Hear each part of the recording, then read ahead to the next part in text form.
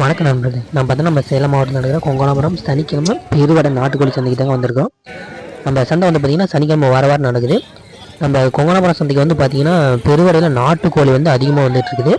கறி கடைக்கோ இல்லை கசாப்பு கடைக்கு தேவையான நண்பர்கள், நாட்டுக்கோழி தேவையான நண்பர்கள் வளர்ப்புக்கு நம்ம சந்தைக்கு வந்து எடுத்துக்கலாங்க. நம்ம சந்தை வாரம் நடக்குது. இப்போ இந்த 2-3 வாரமாக பார்த்திங்கன்னா நாட்டுக்கோழியோட விலை அதிகமாகிட்டு இருக்குது. அது கிலோவில் வந்து பார்த்தீங்கன்னா ஒரு 3 கிலோ, ஒரு 2 கிலோ 2 கிலோ சைஸுக்கு மேலே இருக்கிற சேவலாம் வந்து பார்த்தீங்கன்னா 550, 500, 520, 530 இது மாதிரி போயிட்டுருக்குது. விடையெல்லாம் வந்து பார்த்தீங்கன்னா 400 to 450 ரூபாய்க்கு கூட போயிட்டுருக்குதுங்க.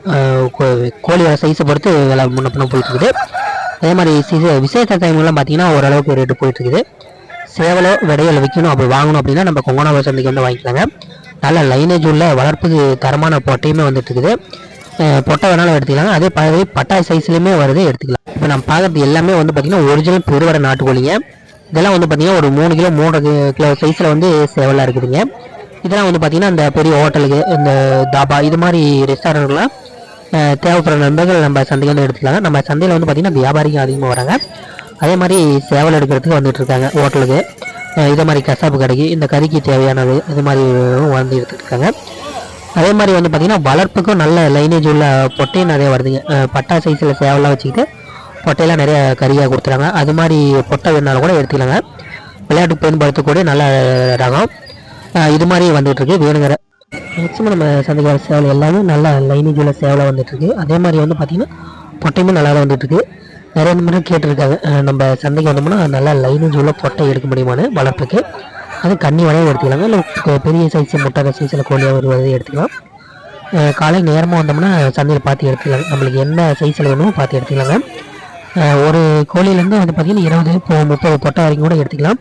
அதே மாதிரி வளர்ப்புக்கு நல்ல தரமான பொட்டையை வந்துருக்கு. இதெல்லாம் வந்து எல்லாமே கன்னி வடை, கருப்பு வடையில் வந்திருக்கு.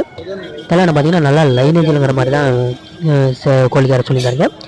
அதெல்லாம் வளர்ப்புக்கு நல்லா இருக்குதுங்க. வேணும் கூட எடுத்துக்கலாங்க. 10-20 கோழி கூட எடுத்துக்கலாம். அதே மாதிரி கறிக்கு வேணும்னா கூட 10 கிலோவிலேருந்து 50 கிலோ 100 கிலோ கூட வாரம் எடுத்துக்கலாம். அந்த அளவுக்கு நம்ம சந்தைக்கு கோழி வந்துட்டு இருக்குது வாரம். கிலோலாம் வந்து பார்த்திங்கன்னா ஏதோ நம்ம பேசி கூட முன்ன பண்ணி எடுத்துக்கலாம். சந்தைக்குள்ளே வந்தோம்னா ஒரு ரேட்டுங்க. சந்தைக்கு வர வழியிலே நிறைய வியாபாரிகள் இருக்காங்க, அங்கேயும் கூட வாங்கிக்கலாம்.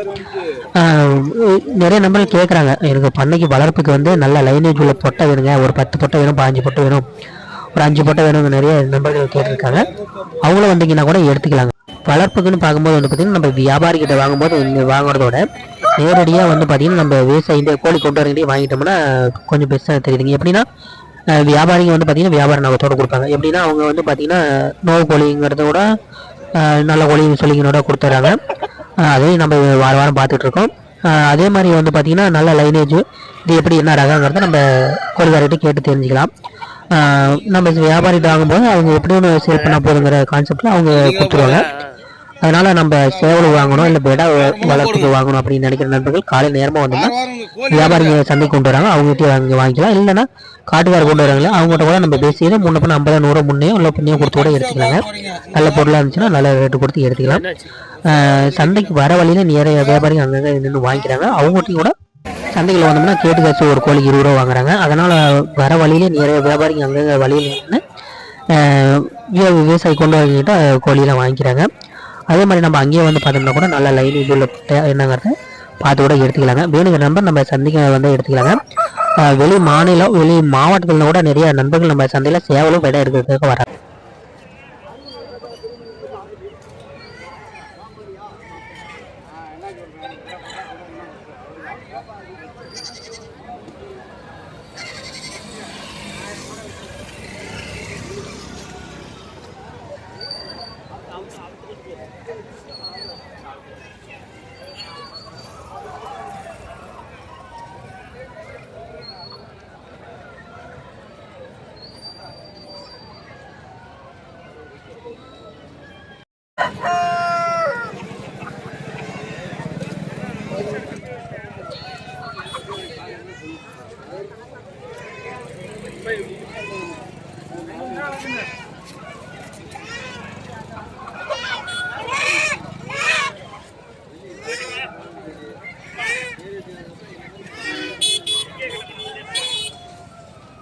இனிமேல் உடம்புல